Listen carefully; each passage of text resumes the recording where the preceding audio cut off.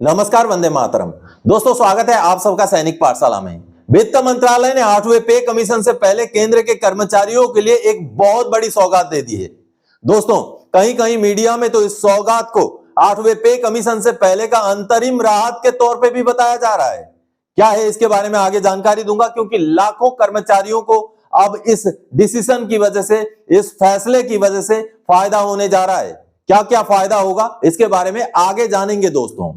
इसके साथ ही साथ पेंशन ग्रांट करते टाइम क्या पीसीडीए अपनी दादागिरी चलाता है? यह सवाल क्यों कर रहा हूं मैं, क्योंकि आगे जिस वाकये के बारे में मैं आपको बताऊंगा तब आपको भी कहीं ना कहीं इस तरीके से सोचने पर मजबूर होना पड़ेगा। जी हां, इसके बारे में भी आगे जानेंगे। माननीय कोर्ट का फैसले को दिखा के आपको समझाऊंगा दोस्तों। इसके साथ ही साथ अब सीईए का रेट 2000 हो चुका है, तो ऐसे में जिन भी पेंशनर्स ने, जिन भी लाभार्थियों ने पहले ही अप्लाई कर दिया था, वो अपना केएसबी का वेबसाइट में लॉगिन करके जरूर चेक कर लें। आपको भी 2000 रुपए का ही फायदा मिल जाएगा। कैसे करना है वो आगे बताऊंगा दोस्तों। इसके साथ ही साथ दोस्तों, अब पेंशन जंपिंग वाले केस में पेंशनर्स को एरियर मिलने शुरू हुए हैं, और एक पेंशनर को पेंशन जंपिंग के केस का एरियर अभी जनवरी 2026 के महीने में 1 लाख से ऊपर का मिल चुका है। क्या है ये मसला, इसके बारे में भी जानेंगे। तो चलिए आगे बढ़ेंगे इन्हीं 4 विषयों को लेके। जैसे आप बोर्ड पर देख पा रहे हैं, सबसे पहले दोस्तों खुशखबरी, जल्द से जल्द एक्शन लें। सबको 2000 हर महीने सीईए मिलेगा। जी हां दोस्तों, आप सबको पता है, ये सामने का आदेश देखिए, ये भारत सरकार का रक्षा मंत्रालय का आदेश है। इस आदेश के जरिए ही जो ग्रांट, कुछ ग्रांट थे, जैसे पिन्यूरी ग्रांट को 4000 से बढ़ाकर 8000 कर दिया गया। जो चाइल्ड मैरिज, जो बच्चियों के शादी के लिए जो ग्रांट मिलता है, उसको 50,000 से 1 लाख किया गया। और जो चिल्ड्रन एजुकेशन ग्रांट है, जो हर महीने का हर बच्चे का 1000 मिलता था, उसको 2000 किया गया। तो ये जो लागू किया गया नवंबर 2025 से लागू किया गया। तो ऐसे में जिन्होंने ऑलरेडी अक्टूबर के महीने में अप्लाई कर दिया था, अब उनके एप्लीकेशंस रिजेक्ट हो रहे हैं। जी हां दोस्तों, रिजेक्ट हो रहे हैं। आप भी तुरंत ही अपना केंद्र सैनिक बोर्ड के इंडिविजुअल लॉगिन में चेक कर लें। रिजेक्ट हुआ है तो नया आपको अप्लाई करना पड़ेगा। मैं आपको एक एग्जांपल दिखाता हूं, मेरा खुद का इंडिविजुअल लॉगिन के अंदर का। चलिए उसको देखते हैं। दोस्तों, ये सामने आप केंद्र सैनिक बोर्ड का जो वेबसाइट है, उसके इंडिविजुअल लॉगिन के अंदर का डिटेल्स देख पा रहे हैं। ये मेरा खुद का इंडिविजुअल लॉगिन है, जो मैंने वेलफेयर स्कीम्स के लिए अप्लाई किया है, उसका डिटेल्स आप देख पा रहे हैं। सबसे पहले सबसे नीचे आप देखिए, मेरा जो एप्लीकेशन था वो एक बार रिजेक्ट हो गया था। ये चिल्ड्रन एजुकेशन अलाउंस वाला एप्लीकेशन था। उसके बाद जब मैंने दोबारा अप्लाई किया तो उसका मुझे भुगतान हो गया है। 17 दिसंबर 2025 को 24,000 रुपए भुगतान हो चुके हैं, जिसकी जानकारी मैंने आपको वीडियो में भी दी थी। उसके आगे दोस्तों, अभी जो फाइनेंशियल ईयर चल रहा है, जिसका अभी एप्लीकेशन हमारा चल रहा है 2024-25 एकेडमिक ईयर का, जिसका मैंने अप्लाई किया था और वो भी रिजेक्ट हो गया। और इस रिजेक्शन का कारण क्या था, ये देखिए, यहां पर आपको देखने को मिलेगा। ये देखिए, यहां पर साफ साफ लिखा हुआ है, your application have been rejected due to increase of financial assistance money from 1 November 2025। You are requested to re-upload the same application before 31st December 2025 without fail, so that you can avail revised financial assistance / money। उसके बाद मैंने उसको फिर से उसी समय में नवंबर के महीने में अप्लाई कर दिया था। देखिए दोस्तों, कहीं ना कहीं अभी भी रिजेक्शन हो रहे हैं। आप तुरंत ही अपना केंद्र सैनिक बोर्ड के वेबसाइट के अंदर अपना इंडिविजुअल लॉगिन खोलिए। अगर आपका रिजेक्ट हो रखा है तो तुरंत ही दोबारा से अप्लाई कर दीजिए, ताकि आपको रिवाइज्ड रेट में, यानी कि 2000 रुपए हर महीने का जो है, एक बच्चे का 1 साल का 24,000, 2 बच्चों का 48,000 आपको मिल सके। अगली जानकारी दोस्तों, 8 सीपीसी से पहले वित्त मंत्रालय ने दी केंद्र के कर्मचारियों के लिए बड़ी सौगात। अब लाखों कर्मचारियों को करोड़ों रुपए का फायदा, चाहे ओपीएस हो, चाहे एनपीएस हो, चाहे यूपीएस हो। जी हां दोस्तों, केंद्र के कर्मचारियों के लिए एक बहुत बड़ा फायदा को वित्त मंत्रालय ने लागू करते हुए उसकी जानकारी दी है। चलिए वित्त मंत्रालय से जो प्रेस रिलीज निकला है, क्या क्या सुविधाएं हैं, उसके बारे में जानते हैं। दोस्तों, ये सामने जो वित्त मंत्रालय का आप प्रेस रिलीज देख पा रहे हैं, ये एक बहुत बड़ी खबर है, क्योंकि केंद्र के कर्मचारी चाहे एनपीएस हो, ओपीएस हो, यूपीएस हो, किसी भी पेंशन स्कीम के तहत कर्मचारी हैं, उनके लिए एक बहुत बड़ी सौगात वित्त मंत्रालय ने शुरू कर दी है। जी हां दोस्तों, वित्तीय सेवा विभाग ने सार्वजनिक क्षेत्र के बैंकों के सहयोग से केंद्रीय सरकारी कर्मचारियों के लिए समग्र वेतन खाता पैकेज शुरू किया है। जैसे हमारे रक्षा पेंशनर्स का डिफेंस सैलरी पैकेज है, उसी तरीके से जो सिविल के कर्मचारी हैं, जो एनपीएस हो, यूपीएस हो, ओपीएस हो, कभी के भी कर्मचारी हो, उनके लिए ये सुविधा लागू कर दी गई है। ये बैंकों के साथ करार कर लिया गया। 14 जनवरी को ये खबर सामने आई, वित्त मंत्रालय ने ये खबर दी है। और दोस्तों, इसमें जो सुविधाएं हैं वो मैं आगे बताता हूं, कौन कौन प्रेजेंस थे वो सब तो छोड़ दीजिए। अब सुविधाएं इसमें क्या क्या है वो हम जान लेते हैं। अब देखिए, यहां पर इस उत्पाद के 3 मुख्य खंड हैं, बैंकिंग, बीमा और कार्ड। यह इसे कर्मचारियों के लिए एक संपूर्ण वित्तीय समाधान बनाते हैं। समग्र वेतन खाता पैकेज की प्रमुख विशेषताएं इस प्रकार हैं। सबसे पहली विशेषता, बैंकिंग सुविधाएं। उन्नत सुविधाओं के साथ शून्य शेष वेतन खाता, यानी कि जीरो बैलेंस वाला खाता, मुफ्त धन हस्तांतर, आरटीजीएस, एनआईएफटी, एनईएफटी, यूपीआई के साथ साथ चेक सुविधा भी उपलब्ध है। ये सारे मुफ्त होंगे। आवास, शिक्षा, वाहन और व्यक्तिगत आवश्यकताओं के लिए ऋण पर रियायती ब्याज दर, यानी कि जो लोन मिलेंगे वो भी एग्जेम्प्टेड होंगे, ब्याज दर कम होंगे। ऋण प्रसंस्करण शुल्क में छूट, यानी कि जो प्रोसेसिंग जो चार्ज होता है वो नहीं लगेगा। उसके आगे लॉकर किराए पर छूट होगा। पारिवारिक बैंकिंग के लाभ होंगे और बेहतर बीमा कवरेज, यानी कि जो इंश्योरेंस कवरेज है उसमें 1.5 करोड़ रुपए तक का व्यक्तिगत दुर्घटना बीमा। देखिए दोस्तों, 1.5 करोड़ रुपए का पर्सनल एक्सीडेंट इंश्योरेंस का जो है बीमा दिया गया है। ये बहुत बड़ी राहत है, बहुत बड़ी बात है। हवाई दुर्घटना में 2 करोड़ रुपए का बीमा है। स्थायी, पूर्ण और आंशिक विकलांगता कवर 1.5 करोड़ रुपए तक का है।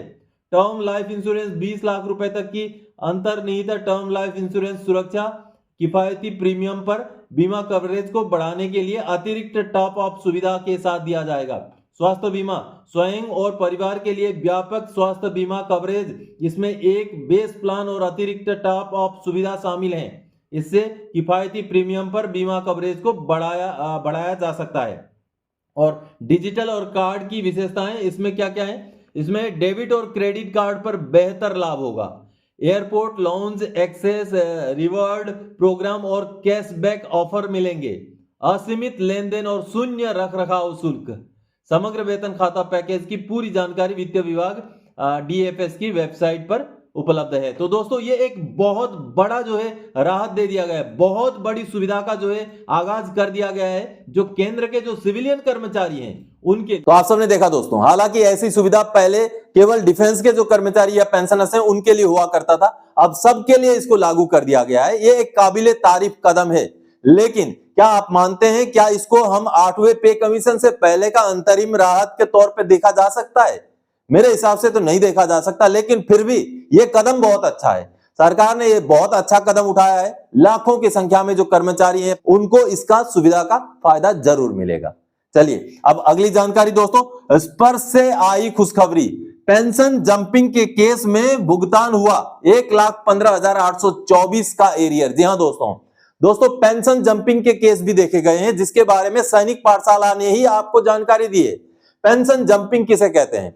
पेंशन जंपिंग उसे कहते हैं जैसे मान लीजिए आपका OROP 3 लागू करके हवलदार का पेंशन शुरू कर दिया गया, लेकिन उससे पहले आपको हवलदार का नहीं मिलता था, नायक का मिलता था या जिस भी रैंक का मिलता था, नीचे का रैंक का मिलता था। अचानक से OROP लागू किया गया और बीच का सब कुछ भूल भुला करके नए रेट से नए रैंक का पेंशन दे दिया। तो जो पीछे का पीरियड का था, जो जब भी आपको नायक का मिला तो उस पीरियड का जो हवलदार का आपको मिलना था, मैंने हवलदार या नायक एक एग्जांपल के तौर पे बताया है, आपका रैंक कुछ भी हो सकता है। तो पीछे आपको नीचे वाला रैंक का मिला, आगे OROP के रेट में आपको ऊपर वाला रैंक का मिल गया, तो वो जो केस बनता है वो पेंशन जंपिंग का केस है। तो ऐसे ही केस में एक पेंशनर थे जो मेरे साथ जुड़े हुए थे, तो सबसे पहले उनके पीपीओ जो जनरेट हुए थे उनको देखते हैं। दोस्तों, ये जो पीपीओ आप देख पा रहे हैं, जीवन सुब्बा जी का पीपीओ है, जो कि एक प्रीमेच्योर रिटायरी है, लेकिन 2012 के रिटायरी होने की वजह से इनको OROP लागू था। अब इनका लेंथ ऑफ सर्विस 18 साल 3 महीना था। नायक रैंक से ये रिटायर हुए थे। इनको हवलदार का MSCP मिलना था। हवलदार के MSCP के हिसाब से इनका पेंशन फिक्स होना था। इनका ये अचानक से पीपीओ निकलता है OROP 3 लागू करके, और उनका पेंशन हवलदार के हिसाब से ही फिक्स किया जाता है। 18.5 साल लेंथ ऑफ सर्विस के एक हवलदार का जो पेंशन होता है 1 जुलाई 2024 से OROP 3 का रेट में 23,432 रुपए, वही उनका पेंशन फिक्स होता है। लेकिन उनको OROP 2 के रेट तक नायक का पेंशन दिया गया था। जी हां, और ये केस था पेंशन जंपिंग का। तो सैनिक पाठशाला से जुड़ने के बाद इन्होंने जब ग्रीवेंस डाला तो दूसरा पीपीओ निकला। ये देखिए, ये पीपीओ निकला और इस पीपीओ में पूरा डिटेल्स उन्हीं पेंशनर का है, देखिए जीवन सुब्बा जी का है। अब देखिए इनके इस पीपीओ में अब डिटेल्स आ गया। जी हाँ, उनका जुलाई 2019 से जून 2024 तक का ये देखिए 21,782 रुपए। ओआरओपी 2 का रेट में भी हवलदार का रेट लागू कर दिया। आगे फिर ओआरओपी 3 में जुलाई 2024 से 23,432 रुपए लागू किया गया। यानी कि अब ओआरओपी 2 या उससे पहले का जितना भी पैसा था पूरा हवलदार का एमएससीपी के हिसाब से एडजस्ट किया गया और पेंशन जंपिंग वाला केस को सही करते हुए ये पीपीओ निकाला गया। और ये पीपीओ देखिए 6 जनवरी 2026 को निकाला गया। अब ये नया पीपीओ जो 2026 में ही जनरेट हुआ है, उसके जनरेट होने के बाद उनके खाते में ये जो पैसा है 1,15,824 रुपए क्रेडिट हो चुके हैं। ये देखिए स्पर्श का मैसेज है, ये 1,15,824 रुपए पेंशनर के खाते में क्रेडिट हो चुके हैं। पेंशनर का वीडियो संदेश आया है, उसको सुन लीजिए। मैं रिटायर नायक एमएससीपी हवलदार जीवन सुब्बा 311 जीआर से ताल्लुक़ रखता हूँ। मैं 2012 को रिटायर हुआ। मेरा ओआरओपी 2 का एमएससीपी हवलदार का पेंशन सही नहीं मिला था। मैंने जिला सैनिक बोर्ड हर जगह पर 2 साल से कार्रवाई की, लेकिन नहीं हुआ। फिर सैनिक पाठशाला चैनल में देख रहा था, उसमें ज्वाइन हुआ और टिकेंद्र दाल साहब ने मुझे गाइड किया। गाइड करने के बाद मैंने सीपी ग्राम में 5 दिसंबर 2025 को ग्रीवेंस डाला। उसके बाद 13 जनवरी 2026 को मेरे अकाउंट में 1,15,824 रुपये क्रेडिट हुआ। इसीलिए सैनिक पाठशाला टिकेंद्र दाल साहब को बहुत बहुत धन्यवाद देता हूँ और सभी पूर्व सैनिक भाइयों से आग्रह करता हूँ कि सैनिक पाठशाला ज्वाइन कीजिए, चैनल को देखिए, उसके बाद अपना समस्या को समाधान कीजिए। तो आप सबने देखा दोस्तों, सटीक जानकारी रखना बेहद जरूरी है और सही जानकारी रखने से ही आपको सही सही फायदा मिल सकता है। आप सैनिक पाठशाला के साथ जुड़े रहिए। चैनल को सब्सक्राइब नहीं किया है तो चैनल को सब्सक्राइब जरूर कीजिए। और आप अगर मेरा व्हाट्सएप नंबर चाहते हैं, आपका पेंशन से जुड़ा हुआ समस्या आप अगर मेरे साथ साझा करना चाहते हैं तो आप चैनल को ज्वाइन कीजिएगा, आपको मेरा व्हाट्सएप नंबर मिल जाएगा। फिर आप मेरे साथ जो है अपनी पेंशन से जुड़ी हुई समस्या को साझा कर सकते हैं। चलिए अब अगली जानकारी दोस्तों, क्या पेंशन ग्रांट करने के विषय में पीसीडीए की दादागिरी चलती है?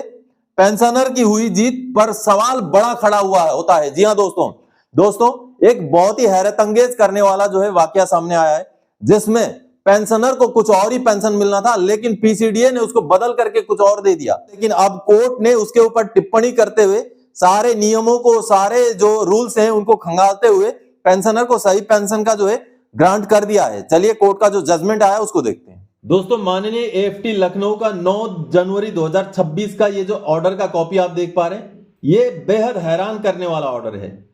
क्या पीसीडीए की दादागिरी चलती है पेंशन ग्रांट करने में?